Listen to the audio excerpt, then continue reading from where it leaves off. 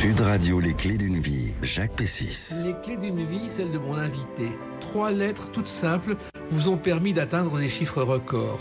Votre succès ne doit rien au miracle, même si le pape Jean-Paul II y a un jour contribué. Vous êtes de retour après 10 ans de silence. Bonjour Héra, ou plutôt bonjour Éric Lévy. Bonjour, Alors, merci de m'accueillir chez vous. Eh bien, écoutez, on est heureux de vous avoir parce que d'abord, votre parole est rare. Vous n'êtes pas du genre à parler, mais plutôt à composer. Oui, c'est vrai. Il y a un nouvel album, au bout de 10 ans, on va en parler, ce nouvel Héra. Mais le principe des clés d'une vie, c'est de parler de votre parcours à travers des dates clés. Donc, on va le faire à travers des dates qui vous ont marqué, qui ont marqué ce parcours méconnu, alors que vos musiques sont connues dans le monde entier. Et la première date que j'ai trouvée, c'est le 28 novembre 1969, la sortie d'un album qui est culte pour vous. Let It Bleed des Rolling Stones. Et je crois que c'est un album qui a marqué le départ de Brian Jones et l'arrivée de Keith Richards. Et cet album vous a marqué à jamais, Éric Lévy. Oui, alors vous avez raison, c'était le départ de Brian Jones, mais je me permets juste de correction, c'est l'arrivée de Mick Taylor en fait, parce Mick que Taylor, oui. Keith Richards était fondateur des Rolling Stones et Mick Jagger. Et Mick Taylor est arrivé, et je crois que Brian Jones ne pouvait pas aller aux États-Unis, et qu'après ça s'est terminé tragiquement. Oui, exactement. Alors donc c'est une révélation pour vous. Les Rolling Stones, c'est une révélation dans la mesure où à l'époque, faut imaginer dans le contexte de l'époque, c'est un groupe qui avait toute l'essence même du rock, c'est-à-dire il y avait un côté subversif. C'est pas du tout des gentils garçons comme les Beatles, on va dire, c'était un peu les mauvais garçons. C'est ce qui m'avait plu parce que ça se sentait dans leur musique.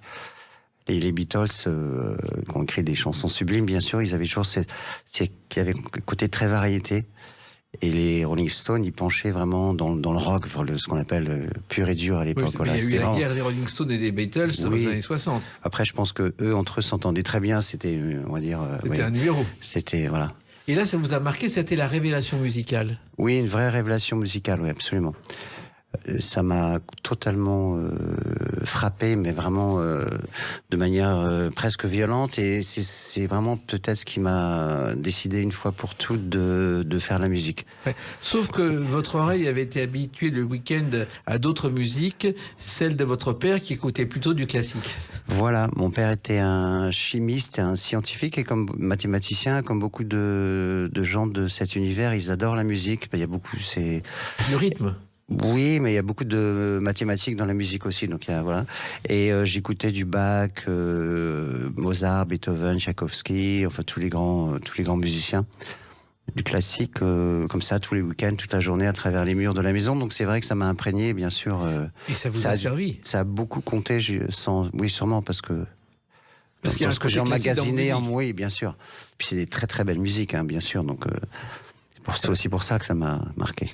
Et je crois aussi que les voyages ont fait votre jeunesse parce que votre père a beaucoup voyagé. Mon père, oui, c'est-à-dire que je suis né à Paris, je suis tout de suite parti à Glasgow et à Londres. On peut pas appeler ça des grands voyages, mais disons que je suis rentré en France vers l'âge de, je me rends pas compte, 4 ans, 5 ans, après la province, donc c'était pas des grands voyages, mais c'était les déplacements professionnels. Voilà, donc j'étais habitué à bouger, tout le temps, jusqu'à l'âge de 13 ans, on a pas mal... Je crois que vous avez vécu à Strasbourg aussi. Strasbourg, Nancy, voilà. Mais à chaque fois, on se fait des nouveaux copains à l'école, c'est un problème? Non, moi ça m'a jamais semblé un problème. On y pense plus tard quand on a soi-même des enfants, on se dit tiens, mais moi ça m'a jamais posé de problème en fait. Et puis je crois que votre famille, c'est une famille de musiciens, car dans vos ancêtres, il y a des musiciens, et notamment un musicien célèbre, Charles Maurice. Alors Charles Maurice, alors, célèbre, c'est peut-être un grand mot, mais il était plutôt écrivain, parce que je sais c'était un écrivain. Il faisait partie d'une bande d'artistes de l'époque dans laquelle il y avait Gauguin. Oui. Pour vous situer l'époque. Et Gauguin et Charles Maurice donc étaient très proches. Et quand Gauguin est parti à Tahiti, il a envoyé 2 tableaux à son ami Charles Maurice, qui était... c'est vrai que ma grand-mère maternelle a gardé les tableaux jusqu'à quasiment la fin de la Première Guerre mondiale. C'est une anecdote pas très... Bon, mais disons que ma mère a grandi avec 2 Gauguin dans l'appartement, et il y a un petit antiquaire qui est venu les acheter comme ça... Quand Gauguin, ça valait rien, quoi. Ça valait pas comme 200 €, vous voyez, ce que le tableau. Et puis voilà, comme si vous voulez, à l'époque, les gens avaient faim. Les Parisiens, ils mangeaient pas à leur faim, donc c'est vrai qu'il y avait ça de C'est le cas de ma grand-mère maternelle et de ma mère, donc voilà, c'est une petite anecdote. Et c'est vrai, du côté de ma mère était danseuse classique, sa sœur était pianiste et son deuxième sœur était écrivaine. Moi, j'en reviens à Gauguin parce que la maison de Gauguin aujourd'hui est toujours visitée aux Marquises, alors que celle de Brel n'existe plus, et que Brel et Gauguin sont enterrés aux Marquises. Et quand on voit votre exemple, moi ça me rappelle Toulouse-Lautrec qui, pour la Goulue, quand elle a la panade, fait 2 toiles dans sa baraque foraine, et aujourd'hui elle valent 34 millions de dollars aux États-Unis. Voilà, oui, bien sûr, oui. Alors votre mère était danseuse dans les ballets du marquis de Cuevas, je Absolument. crois. Oui, le marquis de Cuevas, qui était un peu une espèce de pré-Maurice Béjart. Enfin, elle a beaucoup tourné aussi, comme moi. Elle a fait le Lac du Cygne, ainsi de suite, en Amérique du Sud. Et c'était... Le marquis de Cuevas était un mécène, je crois, chilien devenu américain. Oui. Et je crois qu'il a créé les ballets de Monte-Carlo. Oui, c'est vrai. Et je ne sais pas si vous le savez, dans les ballets de Monte-Carlo, il y avait un jeune accompagnateur qui venait de Toulon parce que sa sœur était dans les ballets. Et ce jeune accompagnateur qui venait aux répétitions, c'était Gilbert Bécaud. D'accord, ça je ne savais pas. C'est fou, oui. Hein. Oui, c'est... Et c'est vrai que tout ça vous a influencé, Éric Lévy. Donc il y a une fibre artistique qui vient forcément de quelque part. Voilà. Et c'est vrai que on est forcément dans la musique passionné parce que il y a quelque chose. Mais je crois qu'il y a aussi le lycée Pasteur où vous avez découvert le hard rock. Oui, lycée Pasteur, oui, dans le 15e arrondissement. Oui, écoutez, vous savez, je l'ai déjà dit une fois, mais il y avait beaucoup de grèves à l'époque, c'est grève sur grève. Hein. C'était pas la routine, quoi. Que des grèves, mais là, c'est vraiment, il y avait plus de grèves que de cours, hein, clairement. Et donc, il y a des tas d'activités qui s'installaient dans des classes, comme ça, à droite, à gauche. Et un jour, j'ai entendu un gros bruit comme ça. Ça ressemblait à de la musique, mais c'était un son que j'avais jamais entendu. Et je me suis dirigé vers une classe. Quand j'ai ouvert la porte, il y a un gars qui jouait avec une SG rouge. Vous savez, la guitare d'Angus Young, la même. Il avait un ampli, il jouait très très fort. Et j'ai trouvé ça incroyable. Et là aussi, ça a été un des déclencheurs de mon envie de faire la même chose. Qu'est-ce qui vous a touché justement dans ces sons ? Écoutez, c'est un son que j'avais jamais entendu de ma vie. Vous savez, quand on entend une guitare électrique avec un son aussi saturé, très fort, comme un concert d'un groupe de rock, hard rock, ça marque. Enfin, moi, en tout cas, ça m'a beaucoup touché. Et vous avez décidé d'acheter une guitare ? Oui, exactement. Et je crois que là, il y a eu l'opération Piège jaune avant la lettre. Oui, voilà, opération Piège jaune. Écoutez, j'y connaissais rien aux guitares, hein. Je voulais juste m'acheter une guitare électrique. Donc quand j'allais faire des courses pour mes parents, acheter le lait, le pain, tout ça, je gardais la monnaie, des petites pièces, 10 centimes, de l'époque, hein, bien sûr, pas d'euros. Et ça a fini par faire, à force de s'accumuler avec quelques anniversaires et quelques Noëls, je me suis acheté une guitare électrique bien moche, bien pourrie, qui avait aucune valeur. Mais au moins, c'était ma première guitare électrique que j'ai acheté chez un disquaire du coin, vous voyez, accroché au mur comme ça. Voilà. C'est un beau souvenir. En fait, l'opération Piège jaune qu'on connaît tous aujourd'hui, elle est née parce qu'un jour, le président de la Fondation des hôpitaux, qui s'appelle Claude Richelli, a vu aux États-Unis un projet de recherche sur un déficit humanitaire. Il fallait collecter des pièces de 10 centimes de dollars pour aider cette association. Et c'est comme ça qu'ensuite, ça a été transposé en France. Oui, les pièges jaunes, ça peut donner naissance à plein de choses. Voilà. Alors, c'est vrai que vous avez appris la guitare tout seul ensuite. Oui, bien sûr. Parce que vous n'avez pas pris de cours, ça a été instinctif. Oui, mais ça c'est un peu obligatoire, hein, pour, je crois, sans me comparer à... Je crois que tous les grands guitaristes hard rock de la planète, à part un ou deux, n'ont jamais appris... puisqu'en fait, avec les guitares, on fait le contraire de ce qu'on nous apprend à l'école. C'est un peu le principe. C'est une recherche de son, c'est une recherche de... Donc oui, je pense que c'est important, ça fait partie de la formation... Oui, mais vous faites ça pour le plaisir, il n'y a aucune ambition professionnelle à l'époque. On pense pas professionnel, on est passionné, on a une forme de rage de vouloir faire ce métier-là, mais on l'identifie pas comme un métier avec, on n'attache pas le mot profession et revenu, et on ignore tout. Enfin, on sait pas ce que c'est des royalties, de publishing, on sait rien, on a juste envie de le faire, hein. Il n'y a pas de motivation, voilà. Et puis le destin s'en mêle, puisque dans la rue, vous rencontrez une jeune femme vietnamienne, vous avez votre guitare, et puis toi, tu joues de la musique ? Oui, c'est ça. C'était, elle m'a demandé si je jouais de la musique, j'avais une guitare à la main, donc voilà, et elle me dit, viens, je vais te présenter mon mec, elle me dit à l'époque. Et là, je vois un type, les mains dans le cambouis, dans un moteur, en train de réparer un une espèce de grosse camionnette blanche, on appelle un van, un truc de l'époque des années 80. Et même avant, que je raconte 70. Oui. Et c'est là que j'ai rencontré Jacques Higelin. C'est Jacques Higelin qui tenterait réparer son moteur. Et il m'a dit, je joue ce soir à la Pizza du Marais. Et le soir même, j'ai commencé à l'accompagner. Mais en improvisant totalement ? C'était de l'impro quasi totale, sans répétition. Mais en fait, voilà, il chantait des trucs, je l'accompagnais. On était deux sur scène. Oui. Il y avait lui et moi, je sais pas. Et il parlait beaucoup aussi. Il parlait beaucoup. Et quand il parlait, ça faisait beaucoup rire les gens. Et pour moi, c'était les meilleurs moments de ces quelques soirées à la Pizza du Marais. Quand il faisait son one-man show, toute la salle, 30-40 personnes étaient en train de rigoler. Mais voilà, donc c'est un grand artiste, bien sûr, mais c'est vrai que c'était pas vraiment ce que je cherchais à faire non plus. Donc c'était une rencontre intéressante parce que à travers ce réseau, j'ai rencontré Valérie Lagrange, qui à l'époque sortait avec Jean-Louis Aubert, que j'ai rencontré Jean-Louis Aubert. Après, j'ai rencontré, on se connaissait tous. Il y avait j'ai rencontré Louis Bertignac, qui ne connaissait pas Jean-Louis Aubert à l'époque. Et il faut savoir que la Pizza du Marais, à l'époque, c'était un lieu branché. C'est là que Renaud a débuté. Oui, Renaud a débuté là-bas, oui. Devant 10 personnes, personne ne l'écoutait. Oui. Bernard Lavilliers a débuté là-bas. Oui. Alain Souchon traînait là-bas son âme en disant « Je vais arrêter ce métier parce que ça ne marche pas ». Oui. Et le patron Lucien Gibera, je ne sais pas si vous vous souvenez de lui. Non, là, pas du tout. Le patron, il avait quand même une activité bizarre parce qu'il est mort en montant dans sa voiture qui a explosé. Donc tout ça n'était pas très logique. Mais c'est vrai que c'était votre point de départ, cette Pizza du Marais. Disons que je vois pas ça. J'ai pas de souvenir extraordinaire. Pour moi, c'est une anecdote pas très. Non, le point de départ, pour moi, c'est pas ça. Le point de départ, justement, on va en parler. Oui. Parce qu'il y a une autre date que j'ai repérée, qui est le 6 février 1991. À tout de suite sur Sud Radio avec Éric Lévy. Sud Radio, les clés d'une vie, Jacques Pessis. Sud Radio, les clés d'une vie, mon invité Éric Lévy, ERA, parce que on va en parler tout à l'heure de ce nouvel album, de ce retour. Alors, on a évoqué vos débuts, votre parcours, votre découverte de la musique. Et puis, il y a une date que j'ai repérée, c'est la sortie d'un film le 6 février 1991. L'opération Corned Beef, et là, vraiment, ça a changé votre vie. Oui, parce que c'était le premier film que j'ai fait, tout court, et rencontré avec Jean-Marie Poiré, bien sûr. Et dans ce film, il y avait Clavier, Jean Reno et Valérie Lemercier, qui est donc le trio des Visiteurs qui a suivi juste derrière. Et en fait, Jean-Marie Poiré a eu du mal à monter ce film parce qu'il avait fait Mes meilleurs copains avant, qui avait été un échec. Oui.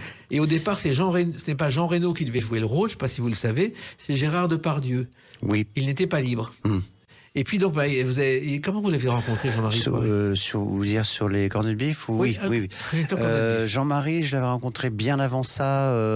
Il avait eu un groupe de rock qui s'appelait les Frenchies. Oui. Et j'avais rencontré son batteur. Je ne connaissais pas Jean-Marie. Et un jour, son batteur m'a emmené voir. J'ai rencontré Jean-Marie et on a toujours une amitié comme ça. J'ai rencontré Josiane Balasco à l'époque où... en fait, vous disiez, ce film n'a pas marché, Mes meilleurs copains. C'est peut-être le seul film qu'il a fait qui n'a pas marché, mais je crois qu'il est devenu un peu culte depuis. Il a des répliques totalement cultes. C'est assez marrant. Et bref, donc vous avez raison, c'était pas facile à monter pour lui.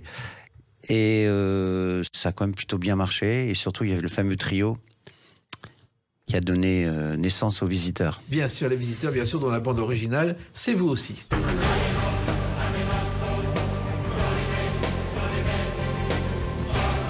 Alors, ce qui est extraordinaire, c'est qu'au départ, vous n'avez pas été compositeur, vous composez Corned Beef, qui est un succès, et les Visiteurs vous demandent quelque chose de très précis, de très moyenâgeux, et ça vous a tout de suite inspiré, Éric Lévy. Oui, enfin, j'étais compositeur, on va dire, Enfin, j'ai composé dans Shakin' Street, j'ai créé pas de musique de film, c'est ça que vous voulez dire. Oui, enfin, la musique moyenâgeuse, je le dis toujours, mais c'est une musique très ennuyeuse et très, on dirait une musique de maternelle, hein, ça n'a vraiment aucun intérêt. Et donc, Jean-Marie m'a demandé au départ de lui faire une musique style Robin des Bois, film d'aventure. Et dans Les Visiteurs, il y a, vous savez, les éléments du médiéval heroic fantasy, c'est-à-dire le surnaturel avec le voyage dans le temps, il y a la magie, il y a plein de choses comme ça. Et donc, à l'époque, je pensais déjà à faire Héra, et c'était la coïncidence, un peu le bon timing. J'ai trouvé que le scénario, j'aurais pu proposer quelque chose Ben voilà. Donc j'ai proposé Ena et Volare, qui est on peut appeler ça le premier titre d'Era. Et c'est vrai que ça a très très bien fonctionné dans le film. Et ce film, personne n'imaginait que ça ferait autant de spectateurs.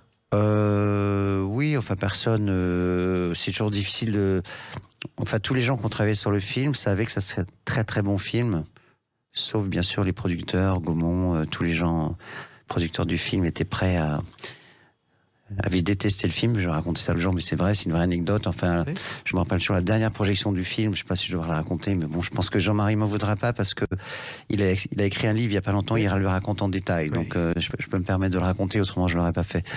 Mais je me rappelle très bien la projection, il y avait un silence de mort, il y a eu 3 rires pendant le film, et il y avait un gars très important, je vais peut-être pas dire son nom, mais vous pourrez aller au livre, qui est devenu l'associé de Luc Besson plus tard chez Europa, et qui a dit, bon, la première chose, il va falloir enlever les c'est ok, il faut que ça sorte du film. Enfin, ils étaient tous absolument effarés par le film, ils trouvaient ça vulgaire, ils trouvaient ça pas drôle du tout, donc c'est assez particulier quand même. Quant au producteur à l'Interzion, je crois qu'il a vendu ses parts du film le lendemain. Enfin, oui, donc, mais par contre, moi qui travaillais sur le film en amont de la sortie, bien sûr, parce que j'avais les scènes. Enfin, je voyais les gens rire dans le studio. Quand on travaille une musique de film, les ingé-sons, en général, ils se mettent pas à rigoler. Vous voyez, bon, c'est le boulot, c'est la routine. Et là, il y avait un tel effet de déclenchement de rire. Enfin, voilà. Donc, moi, j'avais aucun doute sur le fait que ça allait marcher fort. Mais bon, maintenant, 14 millions, bien sûr, on peut pas. Et en même temps, le fan absolu de ce film aux États-Unis, c'est Tom Cruise, qui l'a dit un jour à Jean-Marie Poiret. Vous avez osé faire ce qu'on n'ose pas faire, mêler l'humour au fantastique et au Moyen-Âge. Oui, oui. Absolument, avec des gars édentés, avec des dents jaunes, avec plein de caries, parce que c'est vrai quand ils ont fait Les Visiteurs, version américaine, Jaco, il avait les dents toutes blanches, vous savez, ils ont fait une adaptation. Alors, il y a le compositeur, et puis vous avez à côté de cette musique de film fait des groupes, et le premier groupe, c'est Speedball, qui a été une aventure aussi avec Fabienne Schein, que vous avez rencontré. Alors, aux États-Unis. En effet, quand j'ai rencontré Fabienne, on a monté un groupe, on avait un nom, enfin moi je parlais pas du tout l'anglais à l'époque, et Fabienne avait pensé à appeler le groupe Speedball, qui était un nom terrible. Et avant de monter, et très rapidement, on s'est retrouvés à jouer au Festival de Mont-de-Marsan, qui a été un festival assez important en 1976, parce que c'était le premier festival qu'ils ont appelé punk, mais il y avait que des groupes de rock. Il y avait Dr. Feelgood à l'époque, je sais pas si vous connaissez, oui. Clash, il y avait Billy Idol. Alors Police, il le dit souvent, je suis sûr que c'était là, mais moi je me rappelle pas les avoir vus là, mais c'est vrai que c'est écrit partout que j'étais là. Et il y a même un article de Sud-Ouest qui dit Police, c'est un trio de hard rock punk anglais. Oui. Tout était punk à l'époque, oui. De toute façon. Et au moment de monter sur scène, le gars lui, je peux pas vous annoncer Speedball, le nom il est vraiment pourri, je peux pas. Et il dit bon, je vous appelle Shakin' Street. Donc il a annoncé Shakin' Street, comme ça, en montant l'escalier pour aller sur scène, et voilà. Et comme à cette époque-là, il n'y avait pas le hard rock, c'était un domaine exclusivement réservé aux hommes. Il n'y avait pas de chanteurs. C'est que des gars, quoi. Il n'y avait aucune fille, aucune femme qui chantait dans ce territoire de la musique. Et Pat Benatar est arrivé plus tard. Mais bon, et c'est vrai que Fabienne, qui n'a jamais été une grande chanteuse, mais c'est peut-être une fille qui pouvait être très très bonne sur scène, qui pouvait réaliser très très bonnes performances, comme de moins bonnes. Mais ce jour-là, elle a été très très bonne. Et on a fait un très bon concert. On s'est retrouvé avec la première page de tous les journaux musicaux, Sound Magazine en Angleterre, en Allemagne, aux Pays-Bas, enfin tout le... Et c'est ça qui a lancé un peu entre guillemets la carrière du groupe, puisque 3 jours après, on signait avec Columbia à l'époque. Voilà. Et Fabienne Schein, elle avait tourné, je ne sais pas si vous savez, dans Barbarella, un petit rôle dans le film avec Jane Fonda, un personnage qui s'appelle Twiggy. Oui, Fabienne Schein, elle a même tourné dans du film de Fellini. Si vous regardez Roma, on la voit passer, on passe une belle brune avec deux énormes chiens, c'est elle. C'est une fille qui évoluait dans ces années-là. Elle faisait des romans photos, vous savez, magazines comme ça, un peu sexy, très courts, sur 3 pages. Elle a grandi, c'est une jeune femme. Elle était dans cet univers-là. D'où le film dont vous me parlez. Barbarella. Voilà. Alors effectivement, ce groupe Shakin' Street, ça a marché, et le premier titre, c'est celui-ci. Un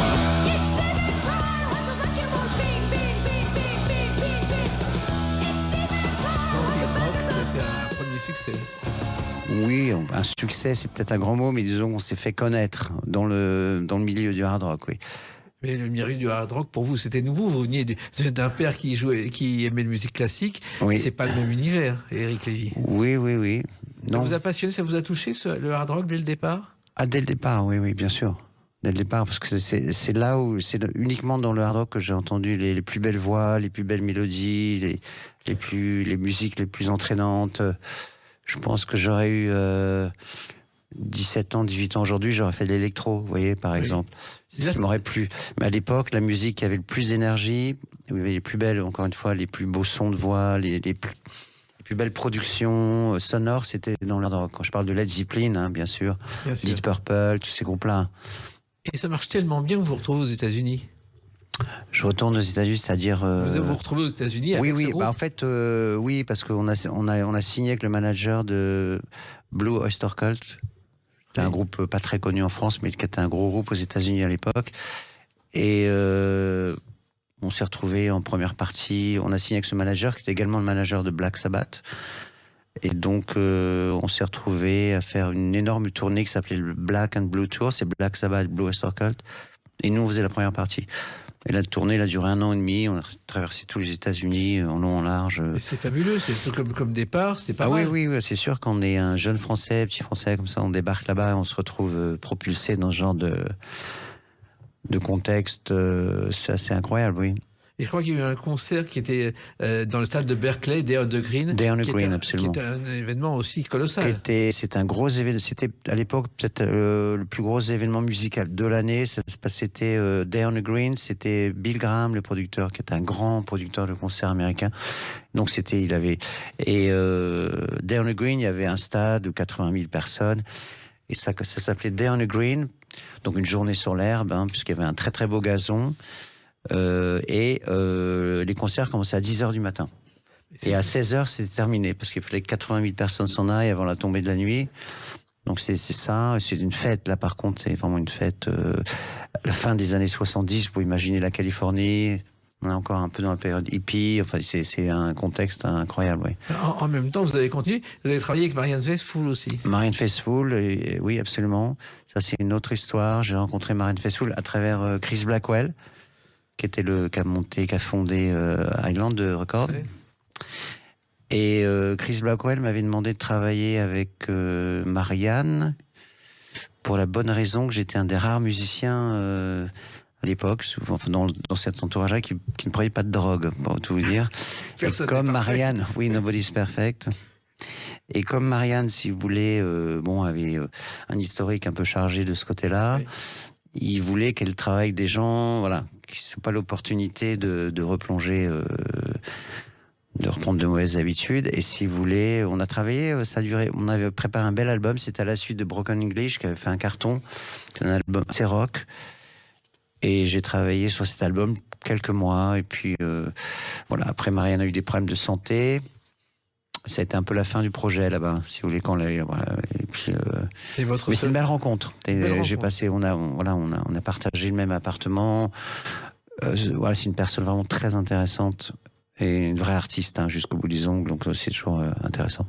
Et votre seule drogue, ça a été la musique. Il y a une date importante aussi dans ce parcours, c'est le 23 août 1997. À tout de suite sur Sud Radio avec Éric Lévy. Sud Radio, les clés d'une vie, Jacques Pessis. Sud Radio, les clés d'une vie, mon invité Éric Lévy, ERA 8, on va en parler tout à l'heure, parce que c'est aussi un événement, votre retour. On a évoqué vos débuts, la musique classique, la guitare, Jacques Higelin, les États-Unis, c'est quand même un parcours pas anodin. Et puis, encore moins anodin, le 23 août 1997. À la veille du 24 août, on la journée mondiale de la jeunesse. Avec le pape Jean-Paul II à Longchamp. Et puis, vous êtes dans cette aventure. Absolument. C'est quelque chose de totalement imprévisible, puisque quelques mois, pas si longtemps avant, Myung Chung, je ne sais pas si vous voyez qui est ce personnage, qui est un maestro qui a été responsable de dirige les orchestres. On dit un maestro, c'est ces gens qui sont réservés, ils sont bookés toujours 3 ans à l'avance. Et à l'époque, il était responsable du programme musical du Vatican. Mais c'est un musicien très connu, pardon, parce que je sais qu'en Corée, Oui, Corée du Sud. il est rentré à 7 ans dans l'orchestre philharmonique de Séoul. Oui, non, c'est des gens, c'est un type incroyable. Et donc plutôt que de reprendre une œuvre du classique pour il est à Rome à ce moment-là, au Vatican. Oui, il est à Rome. Alors je sais pas s'il est à Rome, en tout cas il s'occupe, il est souvent à Rome en tout cas parce qu'il gère le programme musical encore une fois du Vatican. Et il voulait une œuvre originale pour l'avenue du Pape à Paris. Il voulait pas reprendre un grand thème du classique, donc ils ont fait ce qu'on fait toujours dans ce cas-là, un appel d'offres, dont je ne faisais pas partie. Il y avait, je disais un peu les habitués, les appels d'offres, Vangelis, Jean-Michel Jarre et 2-3 autres. Et visiblement, il n'avait pas trouvé ce qu'il cherchait. Et ça, c'est une histoire, encore une fois, je ne sais plus qui me l'a raconté, mais il était chez lui, il entend une musique à travers la porte, son fils est en train d'écouter un disque, et il dit tiens, ça a l'air pas mal, et il lui demande ce que c'est, lui c'est du Héra. Il avait l'album d'Héra. Donc du coup, Chung contacte Universal. On m'appelle Jacques Sanjuan, je sais pas si vous connaissez le téléphone de Universal. Il m'en parle, est-ce que ça t'intéresse? On prend un rendez-vous, et voilà quoi. Ça s'est fait très vite. Hein. Ouais, j'avais 2 jours pour le faire, je crois que je l'ai fait le soir même, I Believe, il était fait. Et on l'a enregistré très vite, une semaine après. Il a dit oui tout de suite. Et une semaine après, on était en studio à la Santa Cecilia, à Rome. C'était juste à côté du Vatican, une espèce de grand théâtre, église transformée en studio d'enregistrement au sous-sol. On a enregistré ça là-bas, voilà. Cette chanson, ça s'appelait effectivement I Believe. Voilà.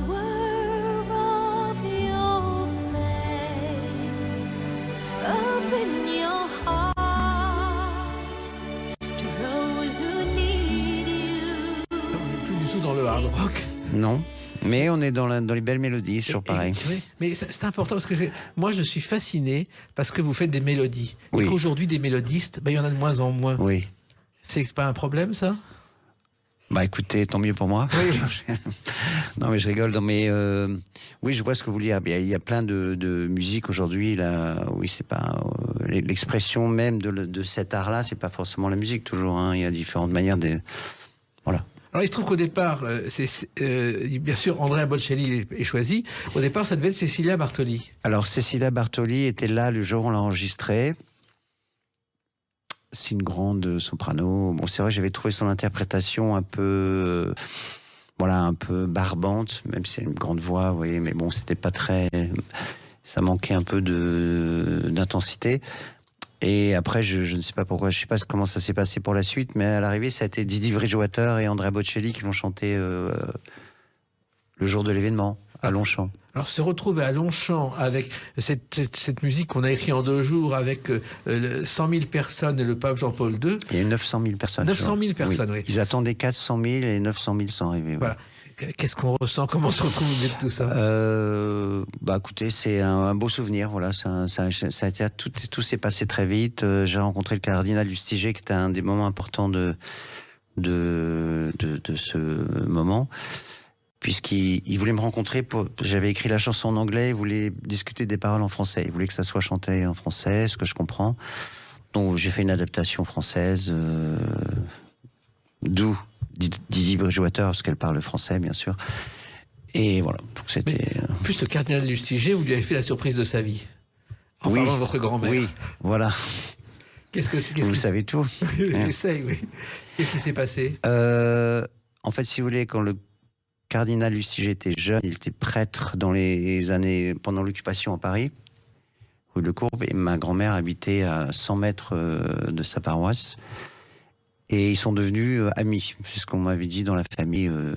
Ma grand-mère avait une relation très amicale, ils se discutaient beaucoup. Ma grand-mère était une fervente catholique.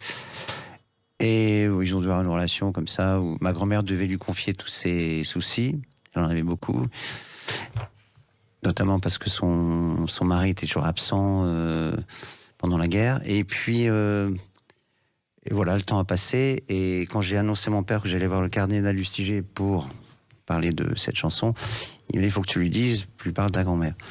Donc je vais au rendez-vous, je lui parle pas de ma grand-mère, bien sûr, en arrivant, parce que, voilà. Et une discussion plutôt...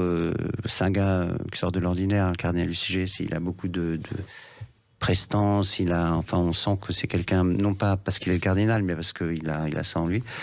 Et au moment de se dire au revoir, on est dans l'entrée, il me ramène, et je lui demande, j'ai une question personnelle, ça vous dérange pas? Il me dit non, allez-y. Je pense qu'il connaît Madame Maurice, et c'est vrai que là, j'ai vu un homme qui s'est figé, qui était un peu bloqué, il avait l'air, et je lui ai annoncé que c'était juste ma grand-mère maternelle, et là, j'ai vu encore, il s'est complètement, il était très très surpris voilà, qu'il me rencontre carrément 50 ans après, ouais, c'était un peu bizarre. Et voilà, donc ça a créé une espèce de lien supplémentaire dans cette aventure musicale, vous voyez. Alors, cette aventure musicale, elle a commencé parce que vous vous êtes dit un jour, Éric Lévy, je suis pas chanteur, je suis pas acteur, mais j'ai mon univers. Et cet univers, vous l'avez créé petit à petit, et presque par hasard, par passion. C'est pas hasard. Non, je l'ai pas fait par hasard. Hein. J'avais bien réfléchi. Et en effet, je suis ni acteur ni chanteur. J'ai pas eu la chance de rencontrer ni Robert Plant, ni le chanteur de Queen, Freddie Mercury, ou des gens de ce calibre. Donc je me suis dit, bon, je vais essayer de faire un projet où je ne peux compter que sur moi. Je n'ai pas à dépendre des autres, en fait, voilà. Et donc, d'où l'idée d'Era. En même temps... Donc voilà, d'avoir la musique en avant, sans identification à une personne, à des vêtements, à des textes en anglais ou en français. Donc un langage inventé, de la musique avec projetée, très conscient qu'il fallait bien sûr des voix, parce que l'instrumental, ça peut jamais aller très loin. Peut-être une ou deux fois dans l'histoire de la musique. Et voilà, donc c'est parti de là. Avec en plus l'Heroic Fantasy en un temps où il n'y avait pas le Seigneur des Anneaux. Ça, c'était clair aussi dans ma tête que j'allais partir dans cet univers mystique, Heroic Fantasy, oui. Et pourquoi? Ça me plaisait. Mais à l'époque, vous étiez le seul à qui ça plaisait. Peut-être. Mais non, je n'étais pas le seul, parce que l'album, je crois, a marché très fort. Ça plaisait en fait à plein de gens. Mais pas aux producteurs. Mais pas aux producteurs. Oui, parce que... Mais à l'époque, c'était totalement enterré au niveau de la culture. Il n'y avait pas de film, série télé, il n'y avait pas littérature, on n'en parlait plus. Donc c'est vrai que c'est pas moi qui l'ai inventé. Mais c'est vrai que à l'époque où j'ai décidé ça, c'était totalement absent du décor culturel. D'ailleurs, les producteurs mondial, vous ont ri au nez, hein? Rayonner, peut-être pas, mais ils m'ont tous dit ça marchera jamais. Voilà, quand ils m'ont envoyé balader poliment, j'ai fait le tour. J'ai mis plus de temps à trouver un label qu'à réaliser l'album, si vous voulez, clairement. Oui, parce que vous avez dit, bon, grâce aux visiteurs, j'ai un peu d'argent. Ça m'a permis d'autofinancer mon album, de m'autoproduire, comme on dit. Et après, je m'attendais pas à ce que ça soit aussi compliqué de trouver un label, oui, je pensais. Et vous l'avez fait. Et je crois que le point de départ, c'est Carmina Burana. Ça vous a inspiré en partie? Pas forcément. Quand les gens me demandent à quoi ressemblera, je disais oui, il y a une référence à Carmina Burana dans le son des chœurs, bien sûr. Oui, mais c'est évident. Mais c'était pas ma source d'inspiration musicale, non. Votre source, c'était... Est-ce que ça remonte à l'enfance? Est-ce que c'est le mélange de tout ce que vous avez fait? Ça, on va dire, c'est les mystères de l'inspiration. Je cherche pas à analyser. Tout ce que je sais, c'est que j'ai toujours... quand je compose, notamment pour l'album d'Era, j'essaie toujours de faire ce qu'ont pas fait les autres. J'écoute surtout pas ce qui marche en me disant tiens, je vais... Ça, j'ai jamais voulu copier. C'était votre inspiration, votre mélodie, ce que vous aviez au fond du cœur. Voilà, et l'émotion. Oui, c'est une musique qui déclenche, c'est une musique qui est porteuse d'émotions, certainement. Et j'ai retrouvé des critiques où on dit c'est une musique de film sans le film. C'est moi qui disais ça à l'époque, c'est vrai. Ouais. C'est ça, c'est une musique. Si vous voulez, moi qui ai fait quelques musiques de films, à part Les Visiteurs, Opération Cornelius et 2-3 bons films, le reste, j'ai vite arrêté de faire ce métier parce que j'ai réalisé que s'il faut faire ce métier, il va falloir accepter de faire plein de mauvais films en faisant forcément une musique pas brillante. Et donc, j'ai préféré arrêter. Parce que, si vous voulez, voyez, parce que soit vous dites oui, soit vous dites, mais vous pouvez pas dire tout, faire le difficile. Soit vous faites des films, soit vous le faites pas. Vous pouvez pas. Donc, j'ai décidé d'arrêter. Et c'est vrai qu'Era, ça m'a aussi permis d'arrêter. Mais au moment où j'ai fait Era, j'ai arrêté de faire de musique de film. J'avais aucune garantie qu'Era marcherait en même temps. Oui. Mais pourquoi le nom Era? Héra, c'est à la fois un règne, Héra, donc c'est le règne d'une épopée. Enfin, c'est une épopée aussi, medieval era, ça veut dire, voyez, ou medieval, c'est une tranche de temps, un peu dans l'espace. Oui. Donc c'est un peu, voilà. Et il y a cette notion de hors temps, si vous voulez, et un règne. C'est vraiment l'univers du Medieval Heroic Fantasy. Hein. Le Medieval Heroic Fantasy, c'est un royaume inventé. Dans une période médiévale, c'est un royaume créé dans une décor plutôt médiéval et avec du surnaturel. C'est les 3 éléments. Oui. Et une quête. Et résultat, ça a donné ce morceau Ameno. Voilà. Interrimo ad appare dorime. Ameno, ameno, lanciremo. Dorime. Ameno dans le monde entier. Ce que vous n'imaginiez pas, Éric. Non. J'imaginais que ça marcherait très bien, que ce soit chez les Allemands, chez les Europes de l'Est, parce que ça, j'étais assez sûr. La France, mais je m'attendais pas à ce que ça fasse le tour du monde comme ça.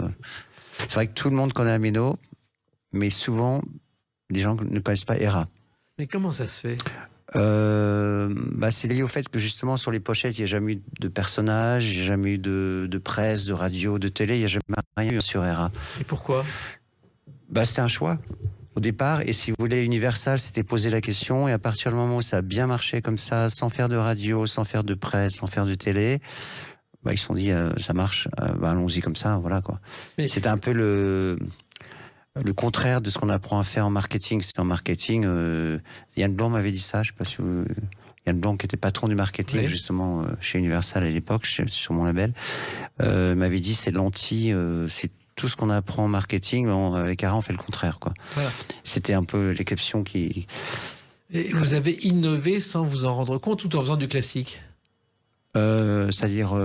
C'est une mélodie classique, mais totalement nouveau dans le genre. Oui, je pense que c'est un projet original. Héra, ça ressemble pas... Ça ressemble...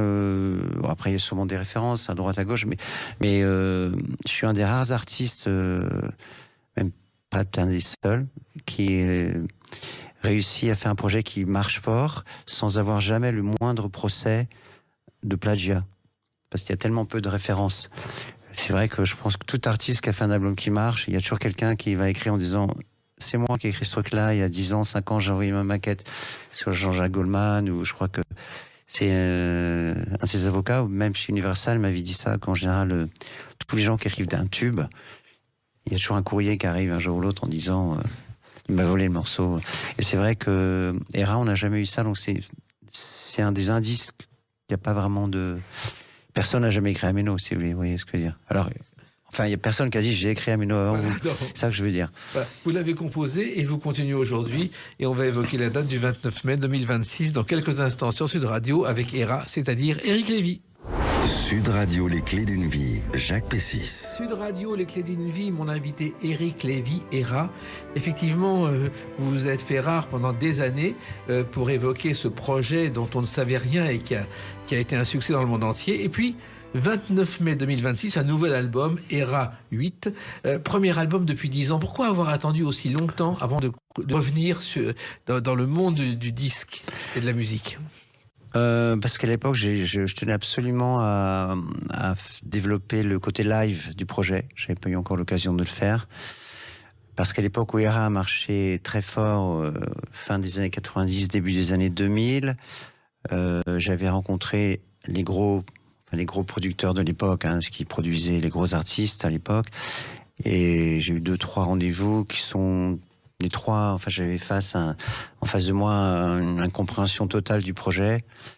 Encore une fois, c'était avant Le Seigneur des Anneaux, c'était avant tout ça. Il n'y avait pas encore cet univers dans les magazines, dans les séries télé. Donc, on m'a proposé des choses tellement...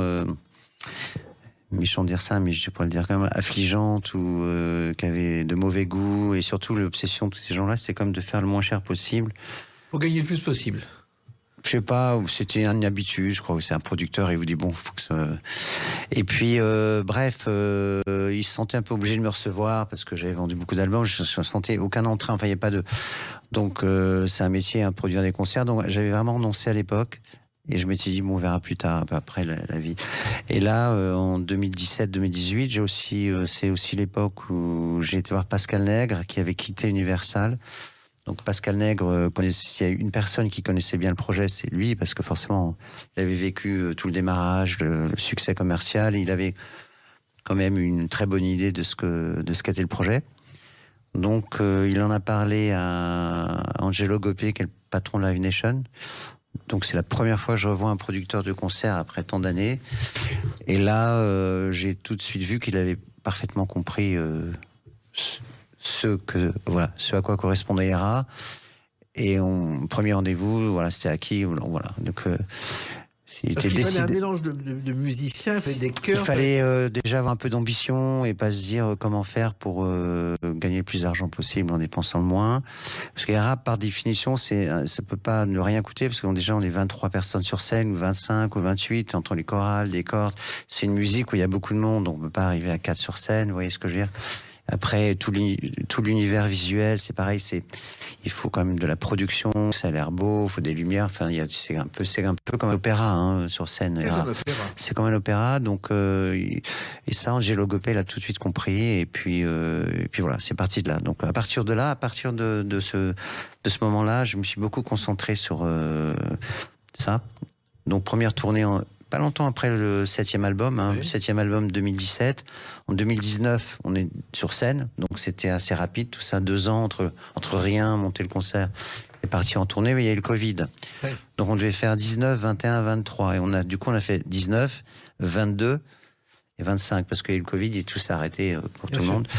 Donc les années passent vite. Ça a été dur à gérer, parce qu'il faut que les ténors soient libres, que les choristes soient libres. En plus, voilà, c'est bon. Après, ça c'est la logistique, c'est vrai, mais c'est surtout le Covid qui a arrêté la mise en route. À peine on a démarré qu'on a dû s'arrêter, parce que forcément.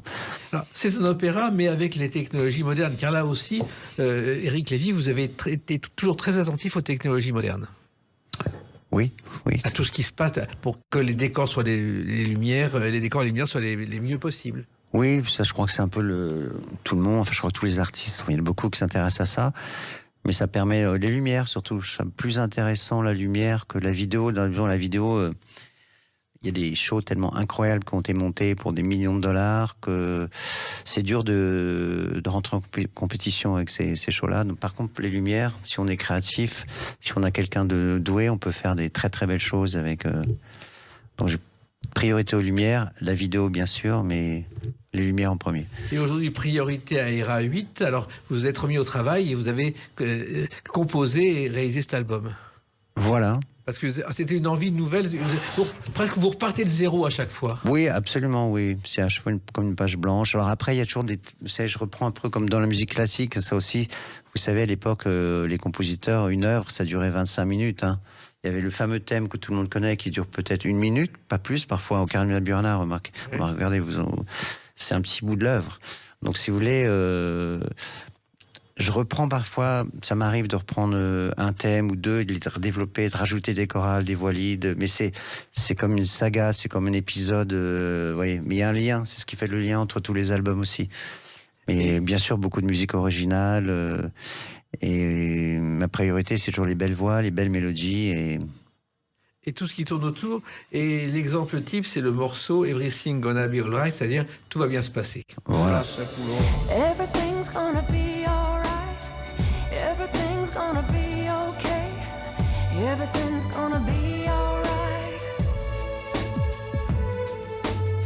And can you hear me crying now? Il y a les voix et il y a le clip, parce qu'il y a un clip qui se passe à la cathédrale de Chartres, là aussi, c'est assez étonnant. Oui. Non, c'est pas un hasard non plus. Oui, la cathédrale de Chartres, parce que c'est peut-être le monument français le plus gothique. Enfin, il y a une histoire, c'est de l'origine, je ne vais pas dire la chrétienté française, mais c'est vrai que c'est un endroit, comment dire, qui est très fort en France. Ça fait partie de l'histoire de France, et j'aime bien cette histoire avec le gothique, les chevaliers, c'est l'univers des rats, vous voyez.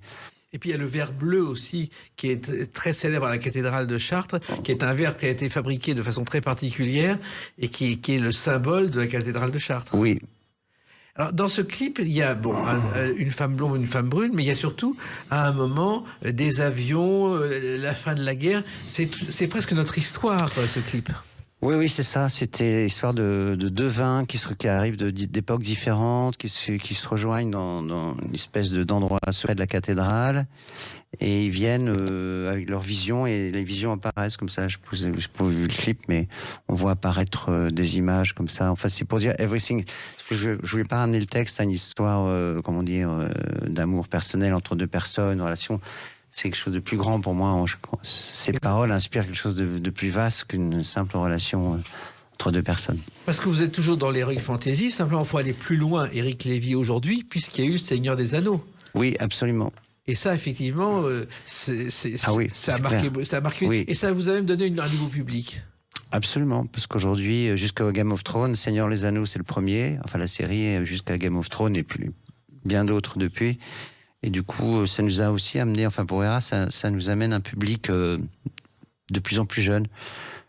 Parce que les jeux vidéo, il y a tout cet univers dont vous parlez de ces films, qui sont très populaires chez les jeunes, et ils découvrent... Souvent, ils découvrent Ameno, notamment à travers différents remixes ou différentes images comme ça. Et c'est vrai qu'ils adorent, en fait. Donc, on s'aperçoit que les années passent et le public rajeunit.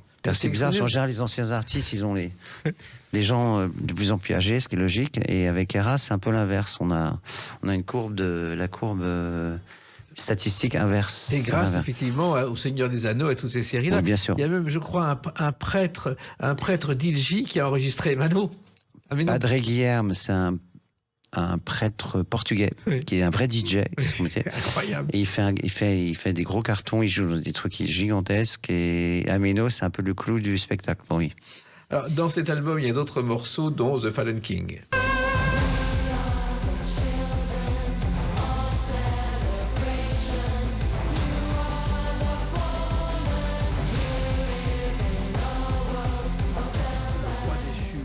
De l'heroic fantasy. Oui, bien sûr, oui.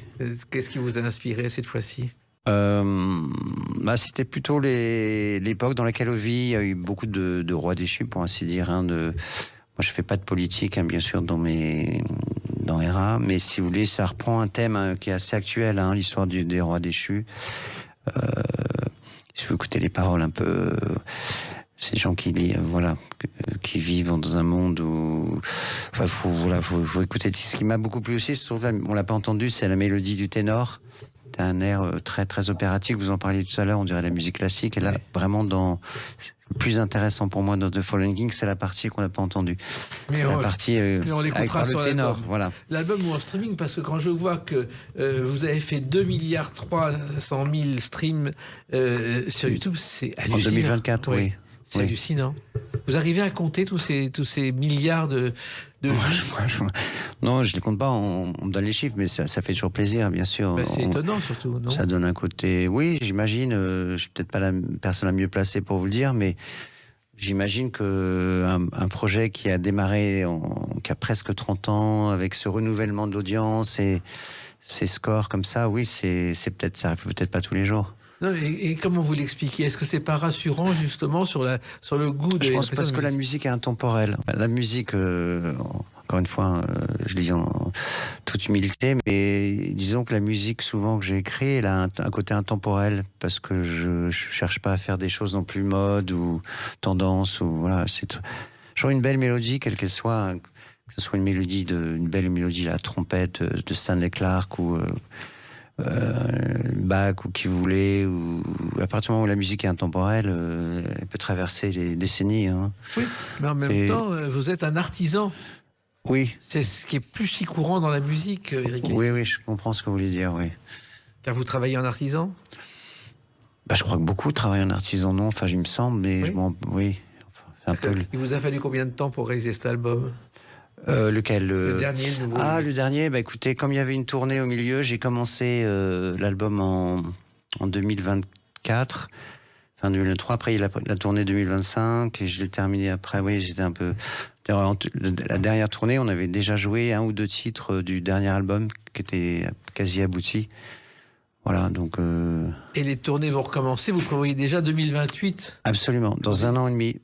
On va jouer dans 1 an et demi. On fait une tournée des Zéniths en France et on passe par l'Accor Arena à Paris, ce qui pour nous est une forme on gravit une marche de plus, parce que c'est vrai qu'avant on faisait le Palais des Congrès, la scène musicale, ce genre de salle, et là l'Accor Arena, on se retrouve une salle beaucoup plus grande, belle salle, et c'est vrai que je crois que tous les musiciens, enfin moi notamment, je rêvais de jouer dans cette salle, donc ça sera chose faite et ça nous permettra de faire un très beau show pour le public. Ça demande 2 ans de préparation, car il faut justement... Oui, enfin quelques mois de préparation. Oui. Era, ça a toujours été un projet assez... tout s'est fait toujours rapidement.